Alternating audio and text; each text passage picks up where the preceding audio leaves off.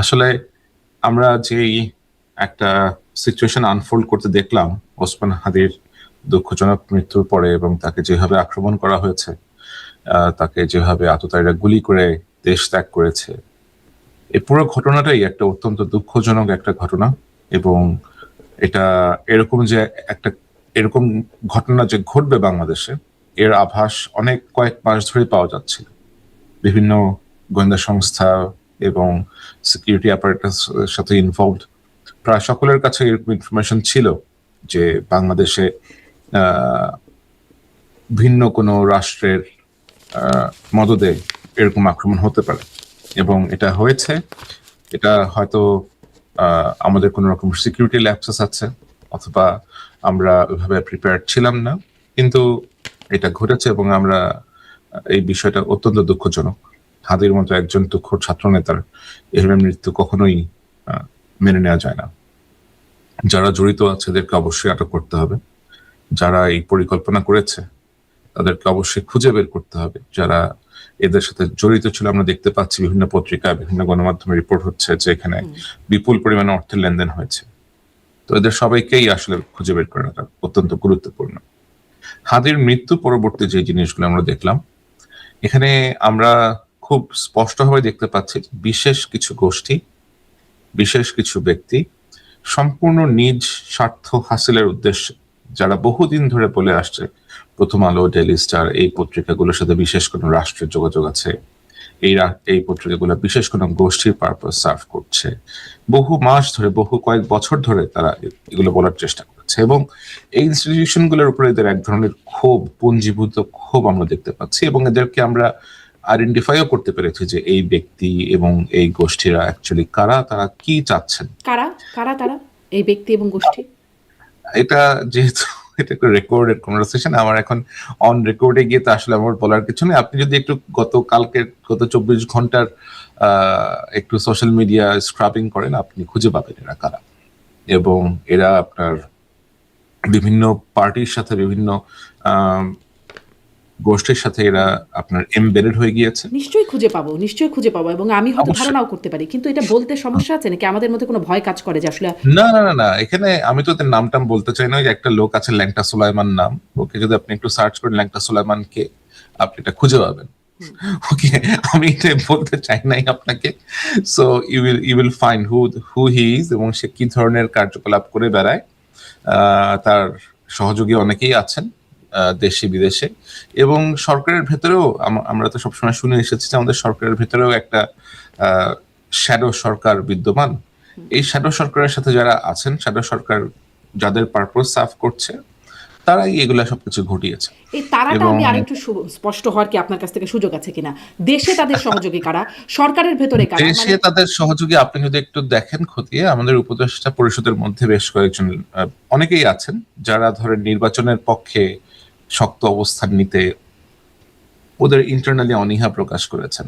এবং আপনি দেখবেন যে সমস্ত উপদেষ্টাদের এগেইনস্টে ক্রমাগত মিথ্যাচার, ক্রমাগত প্রপাগান্ডা চালানো হয়েছে, যে ব্যক্তিদের কথা বললাম এরাই চালিয়েছে সংঘবদ্ধভাবে মাসের পর মাস ধরে, সিন্স আগস্ট 2024। এই লোকগুলাই কিছু কাজ করার চেষ্টা করেছে, এবং এই লোকগুলাই ইলেকশনটা চায়। তো যারা ইলেকশনটা কন্ডাক্ট করতে চায়, যারা একটা প্রোগ্রেসের দিকে যেতে চায়, যারা দেশে আসলেও একটা গণতান্ত্রিক শক্তির ব্যাকড সরকার আসুক এটা চায়, ওই গোষ্ঠীটা ওদেরকেই এমন ভাবে পজিশন করেছে, এমন ভাবে তাদেরকে ভিলিফাই করেছে, যেন সাধারণের কাছে, সাধারণ পাবলিকদের কাছে তাদেরকে খুব বাজে ভাবে, শুধুমাত্র তাদেরকেই না, তাদের পরিবার সদস্যদেরকে পর্যন্ত অত্যন্ত নোংরা ভাবে প্রেজেন্ট করা হয়েছে। এবং এটা করে তারা এদের মনোবল ভাঙার চেষ্টা করেছে, এরা যেন পথ ত্যাগ করে চলে যান এটা করার চেষ্টা করেছে, কিন্তু তারা কোনোভাবেই লাভবান হননি। এবং ওদের ভেতরে যে লোকরা আছে, 2 থেকে 3 জন উপদেষ্টার মতো আছেন, আমি তাদের নাম বলবো না এখন, এটা আপনি আমাকে রিকোয়েস্ট করেন না নাম বলার জন্য, বাট সাধারণ লোকজন বুঝতে পারবে যে এরা কারা। এদের সাথে আবার আপনার যার কথা বললাম, আপনার সোলাইমান লেসু বলি আমি ওকে, লেসুর বন্ধু চক্র আছে একটা বাংলাদেশে, একটি বিশেষ পলিটিক্যাল পার্টির কিছু লোকজন আছে, আপনার ছোট একটা পলিটিক্যাল পার্টি, 2 অক্ষরের নাম, ওই পার্টির কিছু লোকজন আছে। এবং ছোটন নামে একটা ব্যক্তি আছে। ছোটনের নাম বলতে আমার কোনো সমস্যা নেই, এটা আমি বহুবার বলেছি। ছোটন চক্র বলতে যেটা বুঝে থাকি আমরা, এবং ছোটনের ইন্ধনে আমাদের এখানে দেখেছি আমরা যে স্বরাষ্ট্র মন্ত্রণালয় বিশেষ একজন সহকারী করা হয়েছে খোদা বক্স নামের। খোদা বক্স এরপরে আসলো রোহিঙ্গা বিষয়ক উপদেষ্টা হয়ে এসে, রোহিঙ্গা বিষয়ক সহকারী হয়ে এসে একজন হয়ে গেলেন বাংলাদেশের নিরাপত্তা উপদেষ্টা। এই যে তাদের পোর্টফোলিও গুলো আছে, তাদেরকে যে এই টাস্ক গুলো দেওয়া হয়েছে, তাদের অ্যাকচুয়ালি কাজটা কি, তারা কি কাজটা করছেন বাংলাদেশে? আপনি যদি একটু ভালো করে দেখেন যে তাদের আসলে ইতিহাসটা কি, তারা কাদের সাথে ইনভলভ ছিল, তারা কি কি করেছে অতীতে, তাহলে আপনি অনেক কিছু বুঝতে পারবেন। তো আপনার কাছে একজন উপদেষ্টা আছে, আমি গতকালকে দেখলাম যে দুইজন উপদেষ্টার ব্যক্তিগত সহকারে একটা বিশেষ রাজনৈতিক দলের কর্মী ছিলেন আগে, ওই বিশেষ রাজনৈতিক দলের সাথে তারা যুক্ত ছিলেন, এবং এরকম শুধুমাত্র সহকারী না, আপনি আমাদের স্বরাষ্ট্র সচিব যিনি আছেন, আপনি ওনার রাজনৈতিক ব্যাকগ্রাউন্ড একটু যাচাই করে দেখবেন। আমাদের স্বরাষ্ট্র উপদেষ্টার কথাই আমরা সবাই বলছি যে এই লোক খারাপ, সে কোনো কাজ করছে না। হ্যাঁ, হতে পারে, হি ইজ ফেইলিং, কিন্তু তার উপরেও যে এই যে খোদা বক্সকে নিয়ে আসা হয়েছে, খোদা বক্সকে কেন নিয়ে আসা হয়েছে, খোদা বক্সের কাজটা কি? এনারা তার উপরে চলে গেলেন কি করে? কারণ স্বরাষ্ট্র উপদেষ্টা তো আমরা যদি পদ দেখি তাহলে কোনোভাবেই মানে আর কেউ স্বরাষ্ট্র উপদেষ্টার উপরে নন আইন শৃঙ্খলা রক্ষায়। অবশ্যই না, অবশ্যই না। এনারা ওই যে বললাম আপনার, যে সরকারের ভিতরে যে সরকার আছে, যারা সরকারের ভিতরে হায়ারার্কি ক্রিয়েট করেছে, যাদের বিভিন্ন মহলে এক্সেস আছে সরকারের ভিতরে, এরা এগুলা করছে। আপনি দেখেন যাচাই করে যে প্রধান আপনার নিরাপত্তা উপদেষ্টা খলিল, মিস্টার খলিলুর রহমানের সহকারী আছেন, বিশেষ সহকারী আছে একজন, তার নাম হচ্ছে মুস্তাইন জহির। মুস্তাইন জহিরের অ্যাক্টিভিটিস যদি আপনি একটু দেখেন, সে কাদের সাথে ইনভলভ ছিল, আমি যার কথা বললাম আপনার সোলাইমান লেসু, এদের সাথে মোস্তাইন জহিরের ইনভলভমেন্ট কি, এদের সাথে ওই যে দুই অক্ষরের পার্টিটার কথা বললাম তাদের ইনভলভমেন্ট কি, ছোটনের ইনভলভমেন্ট কি, ছোটন, মোস্তাইন জহির এবং দুই অক্ষরের পার্টির যিনি সভাপতি, এরা একসাথে গিয়ে ভারতের সীমান্ত দিয়ে এই লোককে পার করে দিয়েছিল 2018 সালের দিকে। এবং আপনি চিন্তা করেন, দিনে দুপুর বেলা বাংলাদেশের সীমান্ত দিয়ে, না না, ওই যে সোলাইমান লেসু, ওই লেসুকে পার করে দিয়েছিল ভারতের ভেতরে দিনে দুপুর বেলা, এবং সে খুব সুন্দর করে নাচতে নাচতে ভেতরের দিকে প্রবেশ করে গেল, এবং ওরা খুব সুন্দর করে পুরো জিনিসটা ভিডিও করে আবার রেখে দিল আর নিজেদের কাছে। তো আপনি চিন্তা করেন যে বাংলাদেশ থেকে একটা লোক অবৈধ পথে ভারতের ভিতরে ঢুকে গেল, সেখান থেকে সে আবার থাইল্যান্ডে চলে গেল। তো আপনি যখন অবৈধ পথে ভারতে ঢুকলেন, আপনি যখন ভারত থেকে থাইল্যান্ডে গেলেন, আপনি কোন পাসপোর্ট ব্যবহার করে গেলেন? আপনি তো ভারতে ঢোকার সময় আপনার পাসপোর্টে কোনো রকমের সিল পড়েনি তখন, ইটস ন্যাচারাল, তাই না? এবং আপনি যখন বের হবেন বর্ডার দিয়ে, আপনাকে তো জিজ্ঞাসাবাদ করা হবে যে আপনার পাসপোর্টের সিল নাই কেন। আপনি নিশ্চয়ই কোনো না কোনো ভাবে একটা পাসপোর্টের সিল ম্যানেজ করেছেন। এবং এই যে থাইল্যান্ড পর্যন্ত যাওয়াটা যে ব্যক্তি অর্গানাইজ করে দিয়েছে, সে এখন সরকারের ভিতরে একজন উপদেষ্টা। ওকে, তো ওনার মাথায় অনেকগুলো সাদা চুল আছে, সব চুল টুল তার সব সাদা। আমি কি নাম বলবো? মানে আমি যাকে বুঝছি আমি কি নাম বলবো আপনি না বললে? না, তারপরে ওই লোক যখন ওইখানে গেল, থাইল্যান্ডে গিয়ে যখন পৌঁছালো, থাইল্যান্ড থেকে তাকে নিয়ে যাওয়ার আয়োজন করলো এই লোক। হ্যাঁ, তো যখন থাইল্যান্ড থেকে ফ্রান্সে চলে গেল এই লোক, ফ্রান্সে তো সে গিয়ে কি করছে না করছে আপনি দেখতেই পাচ্ছেন। এবং গত বছরের 2024 সালের এপ্রিল মে মাসের দিকে, যার কথা বললাম, এই একই উপদেষ্টা তাসলিম খলিল ভাইকে, মেট্রো নিউজের এডিটর ইন চিফ, তাকেই কোথাও সে বলেছে যে তাসলিম খলিল ভাইয়ের মাধ্যমেই আমি এটা জেনেছিলাম যে বাংলাদেশের একমাত্র উপায় হচ্ছে তালেবানাইজেশন অফ দ্য কান্ট্রি। তো তালেবানাইজেশন অফ দ্য কান্ট্রি ওনার মতো লোক বলছে, এটা হয়তো তখন আসলে আমাদের পক্ষে বিশ্বাস করা খুব কঠিন ছিল।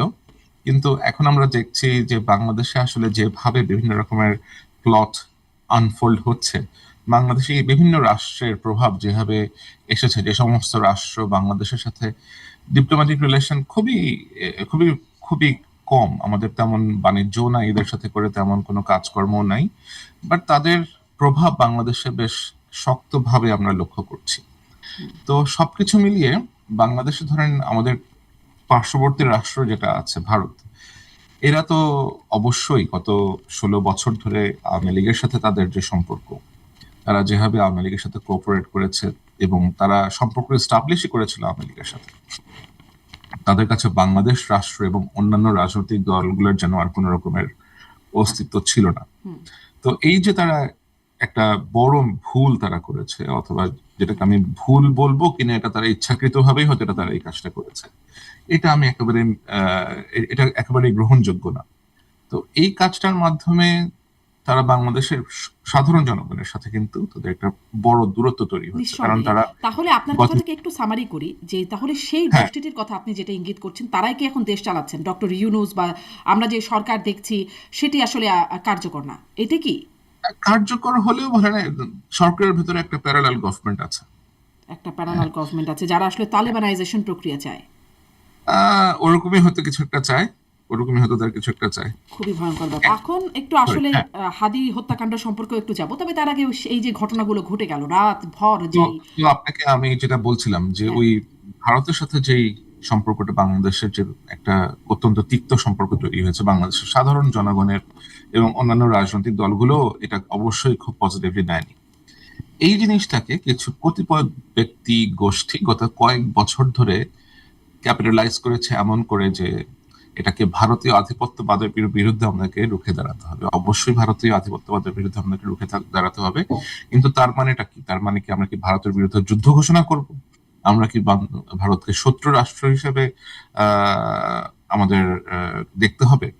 এবং ভারতের মতো একটা দেশ, যে আমাদের দেশের সাথে প্রায় 4,000 4,500 কিলোমিটারের মতো যাদের বাউন্ডারি আছে, ল্যান্ড বর্ডার আছে, আপনি তো শক্তিতে অথবা কোনোভাবেও এই রাষ্ট্রের থেকে আপনি এর সাথে তো যুদ্ধ করে পারবেন না। কিন্তু আপনাকে স্বীকার করতে হবে। এবং এই এই যুগে কে যুদ্ধের মতো সংঘাতের মধ্যে ইনভলভ হতে চায়? যেটা করা সম্ভব সেটা হতে পারে যে আপনি হয়তো একটা ন্যায্যতার ভিত্তিতে একটা সম্পর্ক এস্টাবলিশ করতে পারেন। আপনার কাছে একটা ওয়ার্কিং রিলেশনশিপ আপনাকে অবশ্যই রাখতে হবে। কিন্তু যেভাবে এখন ন্যারেটিভ গুলো প্রিচ করা হচ্ছে, যেভাবে প্রথম আলোর উপরে আক্রমণ করা হচ্ছে, এবং গতকালকে রাত্রিবেলা দুটা পত্রিকা দেশের, শুধুমাত্র বাংলাদেশের নয়, উপমহাদেশের অন্যতম সেরা পত্রিকা আপনাদেরকে বলতে পারে, এদেরকে আক্রমণ করা হলো। এতগুলো জার্নালিস্ট, 30-35 জন জার্নালিস্টের ওয়ার্কার, এদের জীবন যে ঝুঁকির মধ্যে ফেলা হলো, এটা তো কোনোভাবে মেনে নেওয়া যায় না। শুধুমাত্র তাই না, পাশাপাশি বাংলাদেশের সাংস্কৃতিক চর্চার যে কেন্দ্রগুলো আছে, আপনার ছায়ানট বলুন, উদীচী বলুন, এখানে আক্রমণ করা হলো কেন? আপনার হারমোনিয়াম ভাঙা হচ্ছে, তবলা ভেঙে ফেলা হচ্ছে, এগুলার দোষ কি? এবং আমরা দেখছি যে গত কয়েক মাস ধরে আমরা দেখেছি যে কারা কারা, বিশেষ কোন কোন গোষ্ঠী এটা মন্তব্য করেছে যে দেশের সঙ্গীতের টিচার রাখা হবে না, প্রাইমারি স্কুলে সঙ্গীতের কোনো রকমের টিচিং হবে না, বিভিন্ন এরকম ন্যারেটিভ আমরা দেখেছি। পাশাপাশি গতকালকে ভারতীয় যে ডেপুটি হাই কমিশনার, তার বাসায় আক্রমণের চেষ্টা করা হয়েছে। এই সবকিছু যদি আপনি মিলিয়ে দেখেন, তো এবং আমরা যেটা জানি যে আগামী 25শে ডিসেম্বর বাংলাদেশ ন্যাশনালিস্ট পার্টির যিনি ভারপ্রাপ্ত চেয়ারম্যান মিস্টার তারেক রহমান, ওনার বাংলাদেশে অ্যারাইভ করার কথা, বাংলাদেশে পৌঁছানোর কথা। তো এখন কি কেউ ওনার যে এই অ্যারাইভালটা আছে, ওনার যে বাংলাদেশ উনি 17-18 বছর পরে যাচ্ছেন, এটাকে কি কেউ আন্ডারমাইন করার চেষ্টা করছে?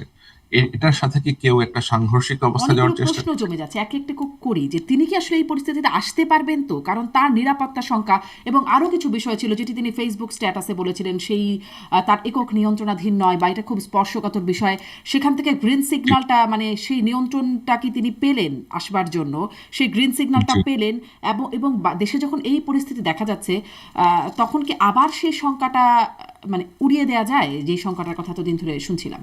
আমার আমার আমার মনে হয় ওনার এখন যে সিদ্ধান্তটা উনি নিয়েছেন, এই সিদ্ধান্ত থেকে সম্ভবত উনি আর পিছপা হবেন না। Most like he has made up his mind, and he will travel to Bangladesh.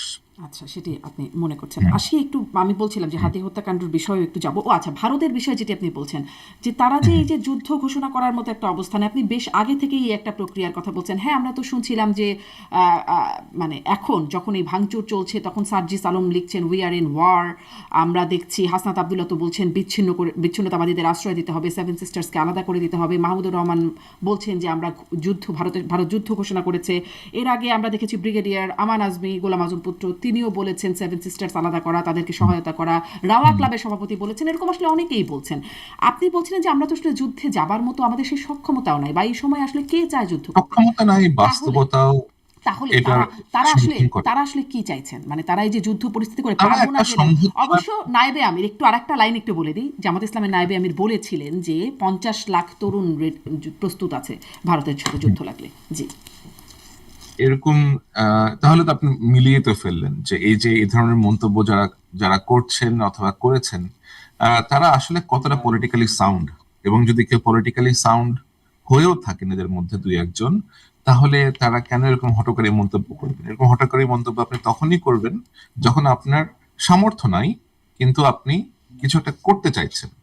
এবং এটা কেন করতে চাইছেন? আপনি হয়তো লোক দেখাতে চাচ্ছেন, আপনি হয়তো নিজেকে প্রেজেন্ট করতে চাচ্ছেন যে আপনি একজন অত্যন্ত আহ, বলিষ্ঠ, অথবা একজন কেপাবল লিডার, অথবা নিজেকে স্টাবলিশ করতে যাচ্ছেন একটা এমন একজন ইন্ডিভিজুয়াল হিসেবে যার যার হয়তো অনেক আহ, বল আছে, অথবা যিনি নেতৃত্ব দান করতে পারেন সামনে থেকে। কিন্তু আপনার পেছনের যে জিনিসগুলো, পেছনের যে মেকানিজম গুলো আছে, আপনি যাদের দ্বারা ব্যাকড, তাদের বিষয়ে কিন্তু আমার মতো এরকম আরো অনেকেই জানেন যে আপনি কাদের দ্বারা ব্যাক কি করতে যাচ্ছেন। এবং আপনি যদি দেখেন বাংলাদেশের যেই আমাদের যেই অবস্থান, ভূ রাজনৈতিক অবস্থান, আমাদের যে ডেমোগ্রাফ, এটা কিন্তু যে সমস্ত দেশে এমনটা করার চেষ্টা করা হয়েছে আগে, যেমন আমি আপনাকে লিবিয়ার কথা বলতে পারি, সিরিয়ার কথা বলতে পারি, ইরাকের কথা বলতে পারি, আমাদের ডেমোগ্রাফ কিন্তু এরকম না। আমরা বেশ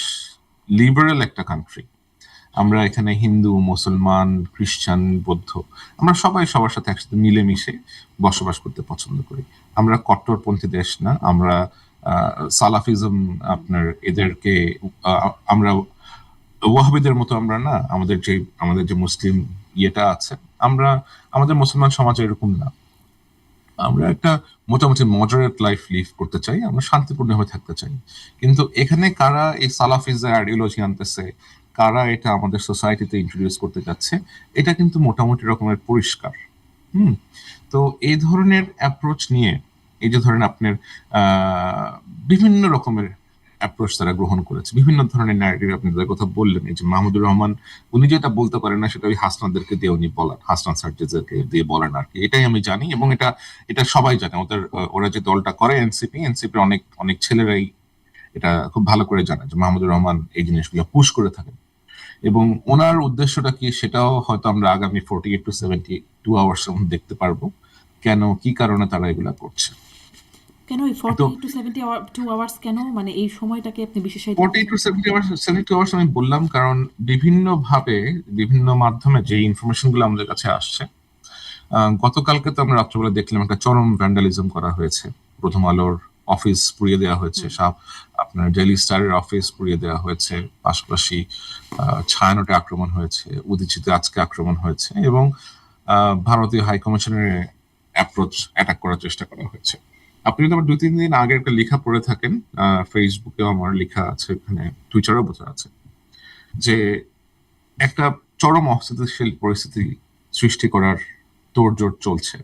এবং এই তোড়জোড়টা আহ তারেক রহমানের নির্বাচনকে সামনে রেখে আশাকে ঘিরেই অনেকটা এরা একটা পরিকল্পনা করছে। সো যেহেতু এর মাঝখানে হাদির মতো একজন তরুণ নেতার মৃত্যু ঘটলো দুঃখজনক ভাবে, তারা এখন সামনে এই জিনিসটাকে এমন ভাবে প্লেস করবে আর কি। কারণ আগামীকালকে যখন তার জানাজাটা হবে, জানাজার পরবর্তী সময় বেশ বড় রকমের একটা আহ অস্থিতিশীল পরিস্থিতি তৈরি করার পরিকল্পনা আছে।